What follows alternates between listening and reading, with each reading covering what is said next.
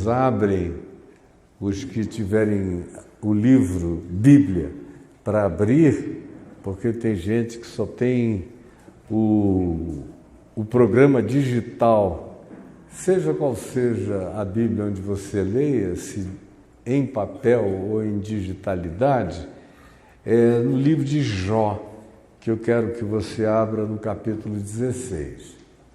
Nem todo mundo aqui, embora muitos tenham algum conhecimento, mas não são todos, acerca do contexto mais simples e básico do livro de Jó. Primeiro, ele é considerado um dos textos, provavelmente o texto mais antigo da Bíblia como texto no livro Bíblia. Mais antigo do que, por exemplo, os textos da Torá, de Moisés, que começaram a viajar como tabletes, como tradições orais, até que a evolução manuscrita ganhou níveis superiores e foi no exílio do povo de Israel ou de Judá, no cativeiro babilônico, caldeu, medo e persa, que eles não só criaram a sinagoga, mas colocaram com toda a minuciosidade as narrativas que a gente encontra no que chamamos de Antigo Testamento, no livro Bíblia, que também significa biblos, ou seja, biblioteca. Então, em relação à textualidade, esse livro de Jó é considerado o mais antigo dos textos, embora ele não carregue a narrativa mais antiga dentre os textos da Bíblia, mas a textualidade em si é considerada mais antiga. É simples, mas eu pergunto, deu para entender? Então, quem entendeu, diga amém. Amém. Bom, seguindo, ele narra uma história de aproximadamente 4.000 anos atrás. E que história é essa? Se você esquecer o texto, que tem uma introdução, que Jó, que é o personagem, o protagonista principal do livro, não conheceu aquela introdução quando ele estava vivendo as agonias dele, quem conhece aquela introdução sou eu, que estou lendo o livro. Mas Jó não recebeu um livro de Jó para ler, e depois entrar no cassete e dizer, não, isso já estava dito na introdução, meu Deus, e tal. Não. Ele só estava lá. O livro é acerca dele, mas a vida dele não é acerca de livro nenhum, é a vida dele.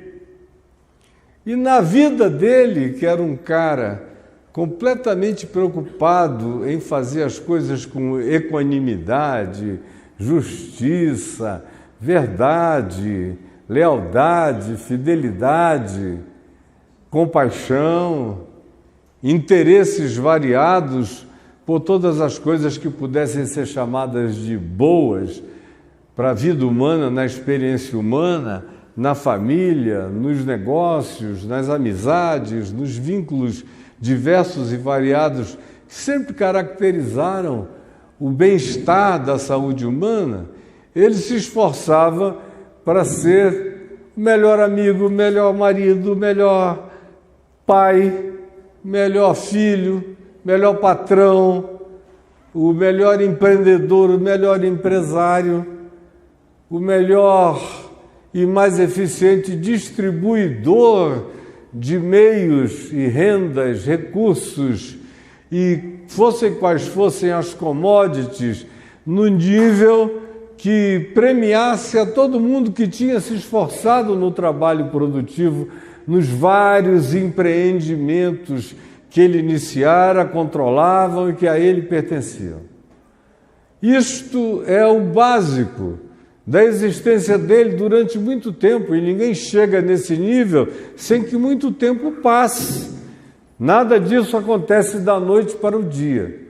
Tanto é fato que ele tinha filhos adultos, casados, que tinham seus próprios filhos, independentes, autônomos, cada um na sua própria casa, com a sua família nuclear correspondente, porque a leitura do livro nos deixa depreender toda essa adulteza da família de Jó, dos filhos de Jó, e, portanto, nos deixa claro o tempo que decorreu. Ele não ganhou dinheiro com bets, ele não ganhou dinheiro com bitcoins, ele não ganhou dinheiro com magia financeira nem econômica, ele não ganhou dinheiro pagando aos coaches para ensinarem a como trabalhar o mínimo possível, faturar o máximo, desenvolvendo uma frequência mental de 23,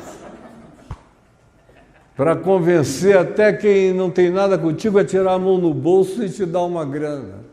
Não, era trabalho pesado, difícil, cotidiano, esforçado, merecido, com todas as correspondências de alimentação do processo de causa e efeito, que pode ser minimamente ilustrado por semeia, rega e colhe. E uma vez que colhe, vende, distribui, faz o que seja coerente fazer com o que se produziu. Essa é a vida dele. E muito tempo tinha passado e ele tinha sido completamente bem-sucedido. Até que um dia chega alguém na casa dele e diz: olha, aconteceu uma tragédia, rapaz. Não é que todo o teu rebanho enorme foi atacado por um grupo de caldeus, o que já nos posiciona no espaço-tempo da história, num determinado tempo cronológico passado, de 4.000 anos para cá, caldeus, invadiram e levaram todos os teus bens, todas as tuas commodities pecuárias desapareceram da noite para o dia. Aí vem um outro mensageiro e diz: olha, um outro grupo de vândalos, saqueadores, invadiram e levaram todos os teus recursos agrícolas, devastaram os teus campos, você ficou sem nada, toda a tua semeadura e toda a tua produtividade foi roubada. Aí chega mais um outro e diz: ah, eu sinto muito que seja eu que tive que chegar aqui para te contar essa coisa horrorosa. Aí ele diz: o que será que vem aí? Aí, então, a notícia que lhe é dada é: todos os teus filhos, os teus 10 filhos e as tuas filhas estavam reunidos, como eles costumam fazer, nas reuniões fraternas de banqueteamento entre eles, nas alternâncias de eventos de fraternidade familiar, estavam todos reunidos no mesmo lugar, quando um raio caiu do céu, desabou sobre a casa onde eles estavam e não sobrou nenhum deles, todos morreram concomitante, simultânea e imediatamente. Aí Jó olha para aquilo tudo e diz: o Senhor o deu, o Senhor o tirou. Bendito seja o nome do Senhor. Aí passa mais um tempo, começam a estourar feridas, bolhas externas no corpo dele. Aí começam a aparecer aftas na boca, na língua. Aí os olhos vão ficando purulentos. Aí os ouvidos vão derramando pus. Aí os ossos dele vão ficando completamente tomados por dores atrozes que ele não conseguia fazer movimentos mínimos. Tudo nele doía. Até a medula dele gritava. Eram problemas em todos os órgãos vitais. O coração se acelerava a ponto de querer sair pela boca e ele sentiu que tinha um estado de apodrecimento interior crescendo nele, porque ele não aguentava sentir seu próprio cheiro do lado de fora, nem tampouco seu próprio hálito. Parecia um esgoto de pus. E ele foi ficando tão horroroso e monstrificado, e tudo isso num espaçamento de tempo tão concentrado, com uma calamidade tão inolvidavelmente explícita, que a esposa dele, com quem ele tivera todos os filhos, e construíra tudo que construíra, e vivera todos os anos que vivera, e em quem depositava extrema confiança e alegria, veio para ele e disse: olha, eu não aguento nem chegar perto de ti por causa do teu cheiro. E não abre a boca porque o teu hálito é insuportável. E a purulência do teu corpo é um negócio inaguentável. O teu estado de apodrecimento ambulante, externo e interno, é total. Eu nunca vi nada igual. Por que tu não amaldiçoas o teu Deus e morres? Porque tu és uma miséria ambulante, uma desgraça humana. Tu és uma demonstração da maldição, do abandono, do juízo e do desprezo divino por um ser humano. E Jó ouviu todas essas palavras e disse: eu recebi do Senhor o bem, por que eu não receberia dele também o que é mal? E calou a boca e ficou em silêncio, sem discutir, sem falar, sem emitir som, sem filosofar, sem teologizar, sem buscar respostas.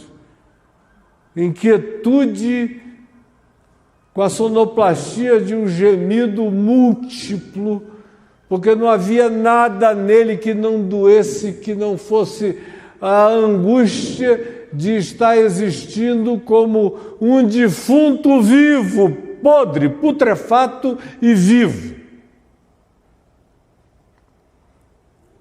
Aí passam alguns dias, chegam os irmãos da igreja, vieram os crentes, os 7 amigos crentes que ele tinha, que eram pessoas consideradas sábias, não era como o crente de hoje, não. Tem que internar todo mundo de saída. Não. Eram crentes sábios, sensatos, acadêmicos, filosóficos, sensíveis, cultos, poéticos, vernaculares na grandeza das suas expressões e construções, literatos, e que carregavam no coração uma teologia preponderantemente manifesta e fundamentalmente óbvia em tudo que eles dizem. É a teologia moral de causa e efeito. Eles aplicavam a Deus os mesmos conceitos newtonianos posteriores aplicados ao macrocosmos, que explicaria, como na segunda lei de Newton, que a cada ação corresponde uma reação equivalente. por exemplo. Então, a interpretação da fenomenologia física, de que conforme a minha ação pode vir, e certamente, dependendo das circunstâncias, eu vou provocar uma reação equivalente, fisicamente falando, eles interpretavam isso aplicando a Deus, como se fosse um critério moral. Fez coisa errada, disciplina na cabeça. Portanto, a lógica interpretativa da hermenêutica filosófico-moral teológica desses amigos de Jó é: ele deve ser o maior pecador do mundo, dissimulado, escondido, hipócrita, safado, canalha, devendo coisas aos céus, à terra e ao inferno, a todas as dimensões, porque não é possível que tanta calamidade caia a um tempo só, como uma tromba d'água cósmica na cabeça de um indivíduo, trazendo todo esse poder avassalador de uma hora para outra, do dia para a noite, sem argumento contrário, porque quem vai explicar tamanha calamidade? Vamos visitar o nosso irmão. Aí chegaram lá. Eram 3 amigos de muitos anos e um garoto mais jovem, um potro, cheio de sabedoria teológica, filosófica, modernidade, tudo. Os outros já eram pessoas que tinham um conhecimento mais sedimentado, mas esse aqui está naquele afã teológico de demonstrar como ele sabe mais. Chegaram, portanto, os 3 antigos amigos e esse jovem, recomendado pelos 3 que com eles vieram, e chegam até a presença de Jó, e quando chegam, fazem a coisa que pessoalmente, e o próprio Jó diz, que gostaria de todo o coração que fosse a única coisa que eles tivessem feito lá. Como é a única coisa que um amigo tem para fazer quando visita um outro numa condição de calamidade, a saber, calar. E eles foram, e na primeira semana assentaram-se calados diante de Jó.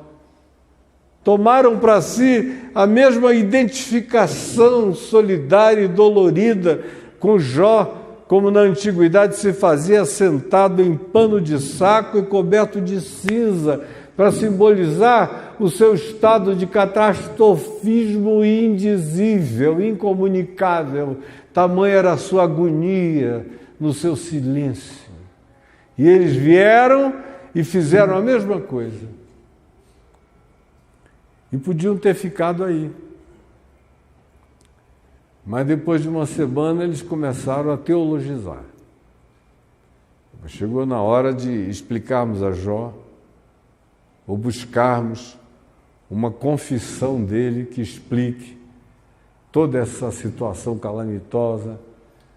Jó deve ter pegado muita gente escondido, devia ser um promíscuo e ninguém sabia. Toda essa grana que ele juntou deve ter sido roubando, enganando, mentindo, se corrompendo. Ele deve ter criado os filhos com tamanha licenciosidade que Deus tinha raiva dos filhos dele. E o que ele ajuntou e amealhou de patrimônio, de riqueza, estava longe de ser alguma coisa com que o marketing empresarial dele definia a limpeza e a tentativa de demonstrar o que efetivamente se fazia como realizações justas, equânimes e boas, socialmente falando. Tudo mentira. Aí começaram a dizer para ele: Jó, fala para a gente, cara. Não é possível, isso não acontece assim, sem culpa. Câncer sem culpa? Ele estava todo tomado de câncer, dentro, fora, não tinha lugar mais nem para metástase, sabe? Quando a metástase diz, eu não estou achando mais lugar para me meter aqui, que já está tudo apodrecido, tomado, pervadido, pervasado. Não tinha mais nem lugar, era um câncer ambulante, pus ambulante, tudo carcomido dentro dele. A voz dele foi enfraquecendo, todo mundo foi ficando com medo dele. Os que ganhavam salários pagos por ele, diz o texto, que ele os chamava e ninguém atendia, porque as pessoas tinham medo até de se aproximar e que aquilo fosse contagioso do ponto de vista da moléstia e da praga e da negatividade que pudesse atingir quem quer que fosse, que daí para frente se tornasse para-raio equivalente àquele que Jó tinha se tornado. Horrível. Então ninguém. Mas os amigos ali começaram a dizer, cara, conta pra gente. A gente sabe que você está escondendo alguma coisa. A gente não sabe o que é, mas a coisa não acontece nessa gravosidade sem que tenha um monte de esqueleto oculto. Abre o teu armário, fala da tua miséria, porque é isso que está te acontecendo. Esse é o contexto histórico. Vocês estão pensando que eu estou acabando? Não, eu só estou deixando vocês entrarem um pouquinho no cenário, tirando a cortina, tentando fazer vocês entrarem no ambiente do que vai ser agora, resumidamente, depois de toda essa ambientação contextual, histórica, emocional e filosófica e angustiosamente carregada de acusações feitas pelas pessoas cujas acusações são as mais doloridas que a gente pode enfrentar. Como diz o Salmo 55, no verso 13, quando diz, se fosse o inimigo o que estivesse me dizendo isso, não doeria como vindo de ti, ó meu irmão, meu amigo íntimo, que te assentavas à minha mesa, contigo eu me entretinha, contigo eu conversava, contigo eu me distraía, de repente tu te voltas contra mim do nada, e no caso dele, não era como no Salmo 55, onde Davi está fazendo alusões a Aitofel, que é uma figura do Velho Testamento, não, aqui são os 7 melhores amigos. É uma outra praga horrorosa, quando nessa circunstância as pessoas que você mais ama, mais gosta da companhia, mais aprecia, mais respeita, mais admira, se levantam todas com uma acusação uníssona de juízo contra a tua vida e ele fica arruinado. E aí a gente chega num momento em que se vai descobrindo que para a alma dele, que vai ficando exacerbada de sensibilidade, pior do que o câncer externo, interno, na pele, nos ossos, nos órgãos, a agonia, o luto de tudo que ele e aqueles que ele amara, a perda de tudo que ele construíra, todas essas coisas de repente ficaram pequenas. Perto do molestamento desses amigos, dizendo, conta o teu pecado, seu mentiroso, você está enganando, bisuntando a vida com mentiras. Fala uma verdadezinha aqui para ocultar as muitas mentiras que estão atrás de ti. Fala para nós. E para Jó, isso subitamente se tornou pior do que tudo, que era esse molestamento constante. E o verso 16 diz, então respondeu Jó, tenho ouvido muitas coisas como estas, todos vós sois consoladores molestos. Porventura não terão, enfim, essas palavras de vento, não chegarão a um final, ou vocês vão ficar soprando essa tempestade de mentira em cima de mim? Ou que é que te instiga para ficares me provocando desse meio e desse modo? Eu também poderia falar como vocês falam. Se a vossa alma estivesse em lugar da minha, se a minha dor estivesse na vida de vocês, se vocês estivessem no meu lugar, eu poderia dirigir-me a vocês e falar um montão de palavras. Todas as que passam pela cabeça de vocês. Enquanto ficava fazendo essa carinha, meneando a cabeça como quem diz, está pensando que a gente não está sabendo? Eu, todavia, poderia fortalecer-vos com as minhas palavras e a compaixão dos meus lábios abrandaria a vossa dor, o que vocês não sabem fazer. Ele prossegue, se eu falar, no entanto, do que adianta? A minha dor não cessa, e se me calar, qual é o meu alívio? Continua tudo a doer do mesmo jeito. Na verdade, as minhas forças estão exaustas. Tu, ó Deus, destruíste a minha família toda.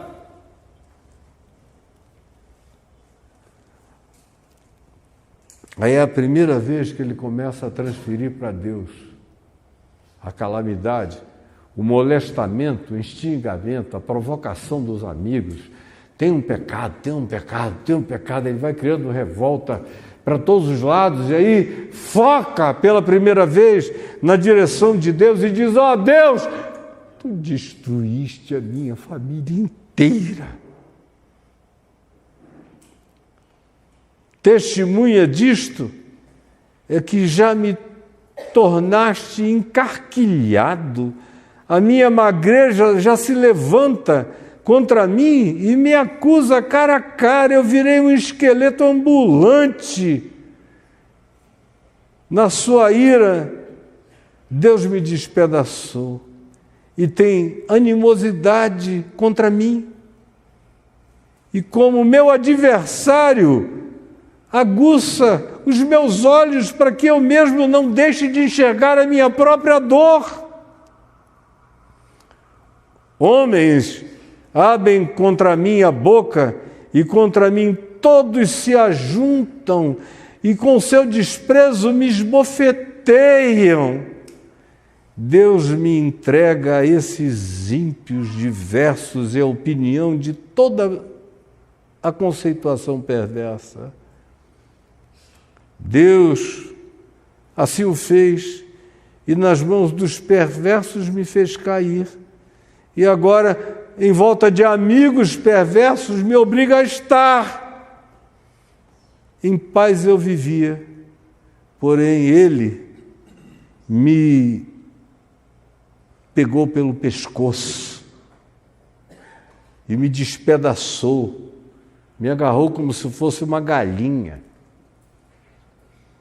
Deus fez isso comigo e me pôs por seu alvo das suas flechas, que me atravessam a carne, os rins, não me poupa de dor. O meu fel se derrama, meu fígado está arrebentado, fere-me com ferimentos sobre ferimentos, arremete contra mim como um guerreiro sem piedade, cose, costura minha pele com a ardência de coisas queimantes e revolvi o meu orgulho no pó. O meu rosto está todo afogado de chorar e as minhas pálpebras estão vendo a sombra da morte, embora não haja violência nas minhas mãos e eu seja puro na minha oração, mas é esse o estado no qual eu estou vivendo. Aí ele grita, ó terra, não cubras o meu sangue e não haja lugar em que se oculte o meu clamor, o clamor da minha vida. Já agora sabei, prestem atenção, que a minha testemunha está nos céus. Vocês vejam onde diz: Deus me bagaçou, levou toda a minha família, me esmigalhou, me setou, me fez de alvo, me alvejou, me comeu vivo, me devorou. E olha a ambivalência do processo. Os amigos o instigaram tanto até ter uma resposta para dar à sua dor, que até então ele não tinha pensado, que agora, provocado por essa necessidade de arranjar algum pecado, isso, ao invés de tirar dele um pecado que ele não conseguia enxergar nele próprio, o faz voltar-se e projetar sua agonia na direção de Deus. Porque muita teologia de ira e de provocação acaba fazendo as pessoas se voltarem contra Deus, como toda hora eu vejo no curso de toda a minha existência, lidando com gente, com a alma humana. Pois bem, ele prossegue e diz: prestem atenção, já agora sabei que a minha testemunha está no céu. Ele está diante disso tudo e diz: fiquem sabendo, meus amigos, todos, que eu tenho uma testemunha. E ela está nos céus, testemunhando quem eu sou, me justificando e dizendo que nada pode me separar do amor dele por mim na terra. Mas eu tenho uma testemunha no céu. E nas alturas, eu tenho um que advoga a minha causa contra o absurdo, contra o inexplicável, contra o infilosofável, contra aquilo que está para além de toda e qualquer articulação, racionalização, razoabilidade ou de qualquer natureza que se busque para essas realidades de dor indizível. E a gente frequentemente vai à procura, como caçadores de respostas e de explicações. Ele, no entanto, diz: eu tenho uma testemunha que sabe quem eu sou nos céus. E tem um nos céus que advoga a minha causa. Isso há 4.000 anos atrás. Os meus amigos zombam de mim. Quando a gente está assim, é a coisa mais natural, é ter todo mundo zombando, até os amigos, e algumas vezes, especialmente os amigos. Mas os meus olhos se desfazem em lágrimas diante de Deus, para que Ele, Deus, a quem ele acusa de ter destruído toda a sua família,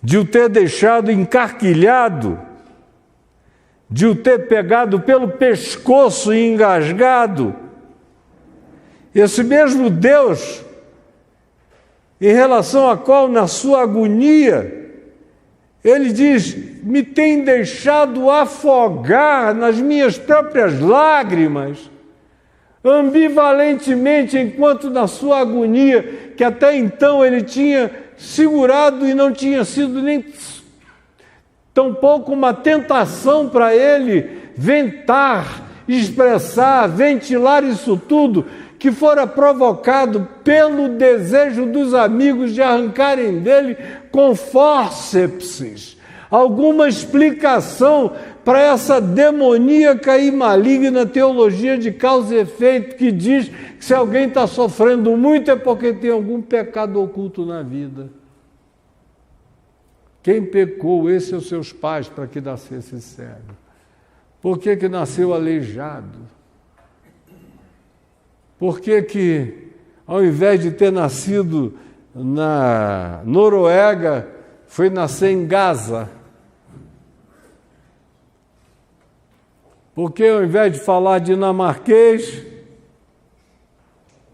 foi falar dialeto libanês? Por que ao invés de ser russo, nasceu ucraniano? E por que ao invés de estar habitando os lugares e os ambientes de todos os favorecimentos, tem que lutar contra dilúvios de antagonismos para conseguir romper a bolha da sua agonia e ver se acha algum oxigênio a partir do qual eu encontre um lugar, um espaço, uma luz, um chão de sobrevivência e de progresso na vida. Por quê? Isso trazendo para as coisas pequenininhas, comparadas com a dele, que são todas gigantescas. Aí prossegue ele dizendo: já agora sei que a minha testemunha está no céu e nas alturas quem advoga a minha causa.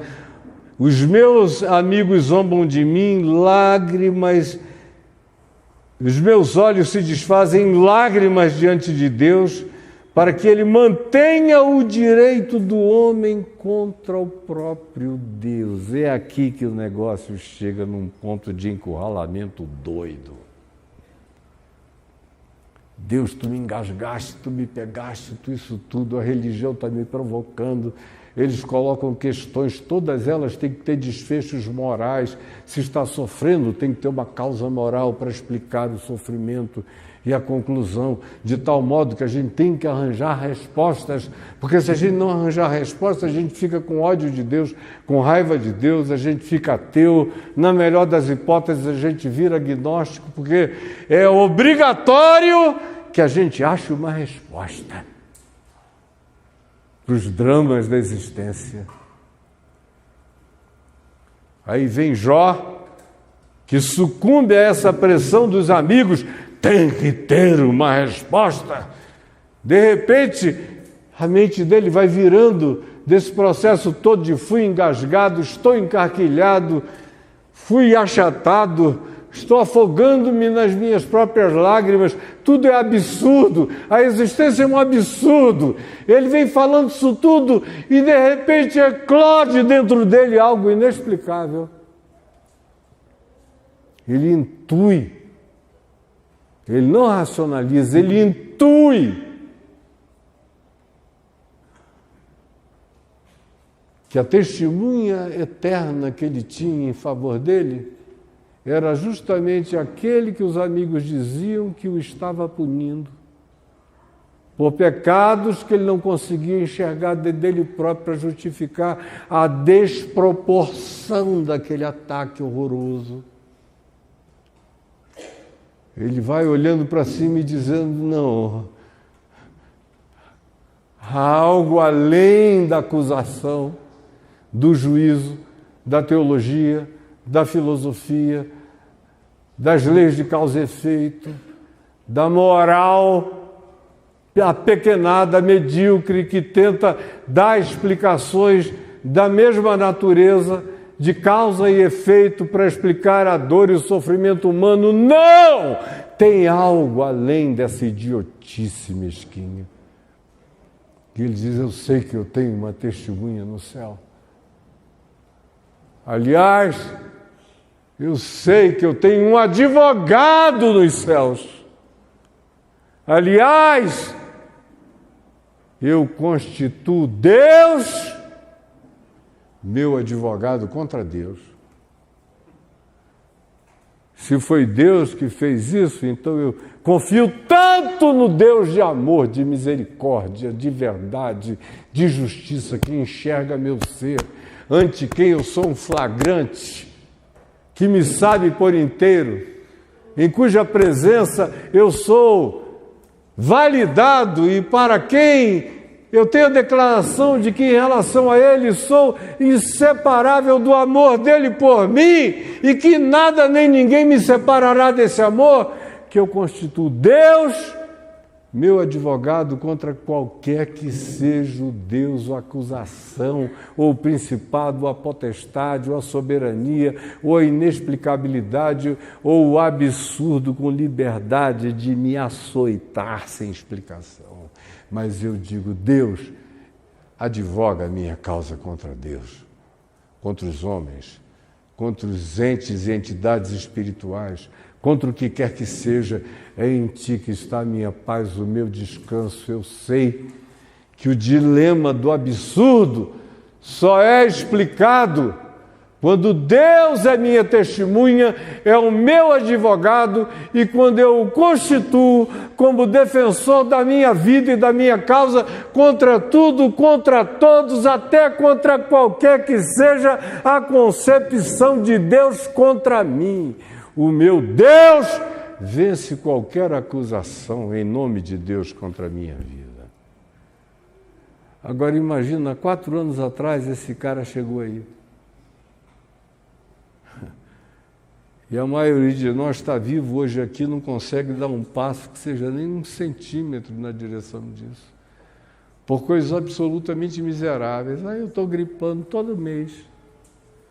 Será que Deus está zangado comigo? Perdi o emprego, 2, 3. Deus deve estar me punindo. Ai, meu Jesus. Eu tive uma grande calamidade na vida. Eu estava grávida de 3 meses e o meu neném se foi. Lá na minha terra, no passado, às vezes para conseguir ficar com 8 filhos, tinha algumas mulheres que tinham que ficar grávidas 18, 20 vezes, porque era quase que normal não conseguir dar cabo sequer da gestação, e para trazer o filho a 8, 10 anos de idade era um milagre. Mas quanto mais a gente vai se enchendo de facilidades, mais frágeis, mais geração água com açúcar, ou geração algodão doce, diluível, a gente vai se tornando. Aí tudo é contra Deus. Aí eu fico vendo os milhares que me escrevem aí nas redes sociais. Eu virei ateu porque eu não gostei de uma coisa que Deus supostamente fez comigo, que a religião disse que Ele nunca faria, e te prometem um monte de mentira que Deus nunca fez, que Jesus nunca trouxe, que o Evangelho nunca carregou. Você não sabe nada de Evangelho, nada de Jesus, nada da palavra de Deus, que é o Evangelho de Cristo Jesus, e aí fica crendo em pregadores doidos, que fazem todas as promessas. Vocês embarcam, caem frustrados, depois ficam agnósticos, depois ficam ateus, depois ficam mudando de panteão em panteão, de religião em religião, procurando, como infantes perenes, idiotados, imbecilizados, respostas para coisas que podem acontecer com qualquer um, independentemente de quem você seja. Tem um livrinho aí que eu me lembro, de 30 anos atrás, que eu e a Adriana já rimos muito da capa dele e do conteúdo dele, que pergunta: coisas ruins acontecem a pessoas boas? É claro, né, cara? Olha para a cruz de Jesus e você vem me fazer uma pergunta patética dessa. Olha para Jó e guarda a tua idiotice em outro lugar, mas não transforma em livro. Assim como a gente vê todo dia um monte de coisas legais acontecendo a famílias de gente ruim pra caramba. O cara é uma praga, mas graças a Deus teve filhos ótimos. Imagina se fossem pragas também os filhos deles. Pior para o mundo. Aí tem gente que fica zangado, mas um pai tão horroroso, uma mãe tão displicente, mas gerou esses filhos tão lindos. Inveja da tua alma podre, é só isso. Ele faz nascer o sol sobre maus e bons, vir chuvas sobre justos e injustos. Ele não pede CEP para derramar chuva, graça, sol, estação, misericórdia, salvamento, fertilização do solo, parimento de animais no campo, saúde. Não, qualquer um pode ter e qualquer um pode não ter. Mas isso tem a ver com essa construção de um Deus que parece um jogador de videogame. Hoje em dia tem essa teologia do universo gráfico, não é? Que tudo é um holograma. A gente estaria dentro de um jogo. E Deus, ou os deuses, ou o panteão dessas divindades cósmico-digitais estariam jogando com a gente. Entra agora, Caio, entra em ação, fala isso. Aí lá venho eu aqui e entra em ação, falo isso. É cada um de nós num joguinho. Não tem nada disso. Tudo pode acontecer. Tudo pode acontecer. Eu tinha um irmão que estava vindo de um acampamento para um ensaio na igreja, porque a gente ia ter uma reunião maravilhosa no Teatro Amazonas, há 48 anos atrás, e morreu no caminho. Tudo pode acontecer. Eu tenho um filho que saiu de casa um dia com os irmãos, e na volta um carro tocou nele, ele morreu, nunca chegou, nunca voltou. Tudo pode acontecer. Eu estou saudável aqui, graças a Deus, mas pode ser que eu parta, ou subitamente, ou de outro modo, isso vai contar alguma coisa sobre a história da minha vida? Absolutamente não. Tudo pode acontecer. Isso me deixa inseguro? Não.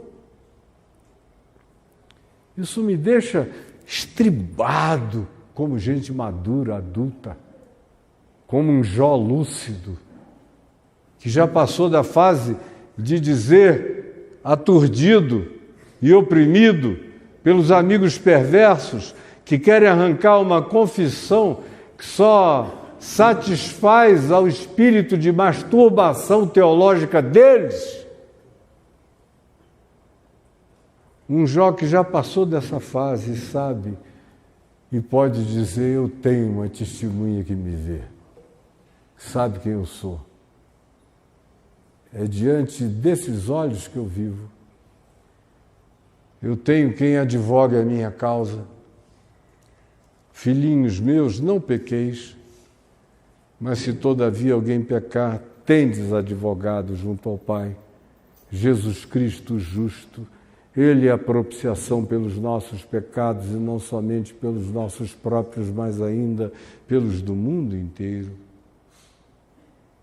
E eu constituo Deus meu advogado contra qualquer que seja a noção de Deus. E em Cristo Jesus, Deus me justifica. E quem poderá se levantar e me separar do amor de Deus que está em Cristo Jesus? E só para concluir, Jó prossegue e nos diz o seguinte: porque dentro em poucos anos eu seguirei o caminho de onde não tornarei.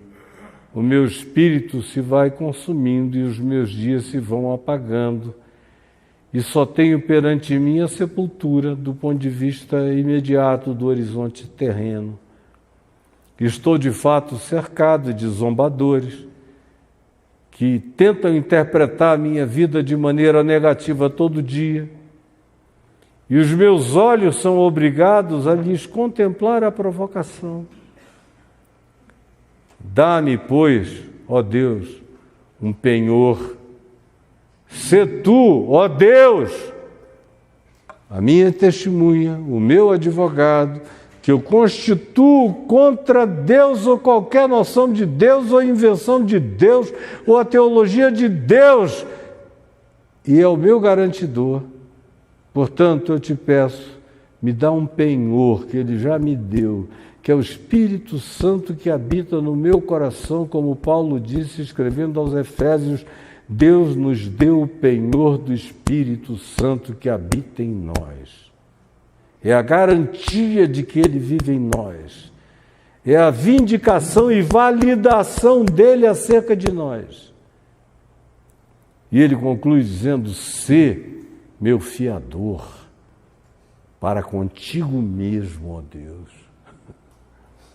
Isso é que é ousadia, um cara que chega, Deus, tu és o inquilino, mas eu te constituo meu fiador para contigo mesmo. Isso é que é confiança. Isso é que é saber que tudo está fechado e resolvido, consumado e definitivamente feito em Cristo Jesus, o nosso Senhor. E a única e melhor resposta que eu tenho a dar ao absurdo. Nós nem começamos ainda a ver o absurdo. Mas quem viver mais 10, 15, 20 anos, 30 anos, vai ver a natureza cercada de absurdos, o mundo tomado de absurdos, a engenharia genética criando absurdos, os seres humanos virando em seres meta-humanos, quase humanos, inumanos, qualquer outra coisa. Nós vamos ver desfigurações absolutas, nós vamos ver o impensável, todas as ficções se consumando simultaneamente à nossa volta com todas as caras, tudo absurdo, tudo louco, tudo aparentemente em descontrole. E aí nesse dia você vai lembrar de mim. Parece até música do Roberto Carlos, né? Então nesse dia você vai lembrar de mim. Vai lembrar de mim. Meu Deus, o Caio ensinou esse negócio todo, preparando a gente para o que quer que venha. Tu és a minha testemunha, eu vivi nesse mundo fazendo o meu melhor, eu estou aqui para isso, eu tenho um advogado que advoga a minha causa, eu constituí meu advogado contra o absurdo, até o absurdo feito, praticado e demonstrado em nome de Deus. E venha o que vier, venham todos juntos, todos os fenômenos inexplicáveis, loucos e absurdos, eu todavia carrego um penhor da garantia de Deus em mim, de que eu sou dele, estou marcado e sou inafastavelmente selado pelo amor dele. Ele é o meu penhor e ele é o fiador da minha vida. Aquele que crê assim não tem que ter medo de nada. Está pronto para viver, para rasgar os véus da agonia e atravessar tudo com essa fé. Permanecer no amor de Deus e experimentar o poder do inabalável na nossa própria vida e consciência.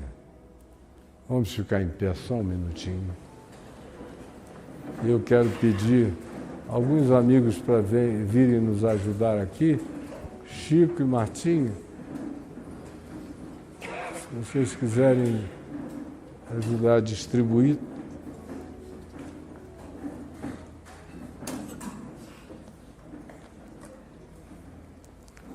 Gente, todos são convidados a tomarem da ceia do Senhor.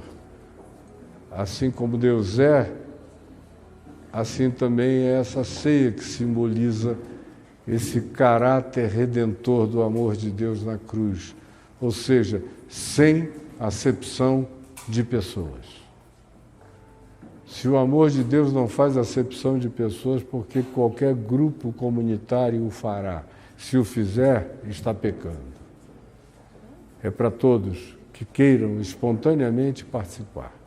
Todos.